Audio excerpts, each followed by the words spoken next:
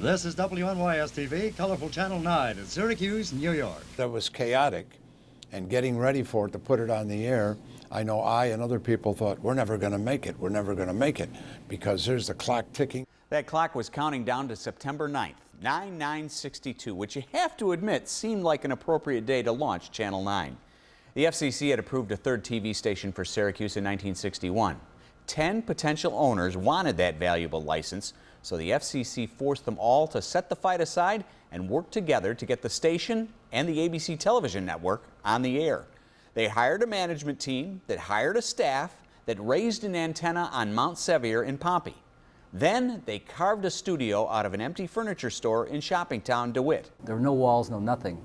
So you had to start from scratch to do the control room, the studio, all the offices for clerical, for sales, for administration. So it was just a nightmare. It had to all be rewired. It was a tremendous amount of activity and a great amount of intensity and pressure and stress to get the station signed on properly. They got the station signed on 9/9/62, but properly? That may be overstating the case a bit. The only people who had communication were the cameraman and the director. No, the floor man didn't have headsets or anything. We all went like that, and after the first hour, we signed off for a while. We didn't join the network until the next day. I was the first face. Actually, Carl Eilenberg was the first voice because he read the official FCC sign-on. And then we came to me sitting on a stool, being casual, and my famous line always has been, the first words spoken were, "A cat has 9 lives." There were a few guffaws during the whole thing, but it worked. We got it on the air.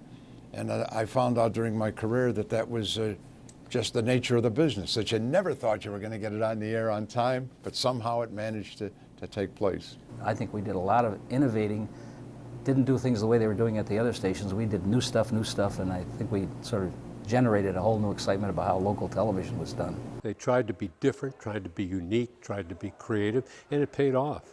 I think Channel 9 quickly became an integral part of the community and served the community very well. In that era of television, it was still considered a part of show business. It's not so much anymore.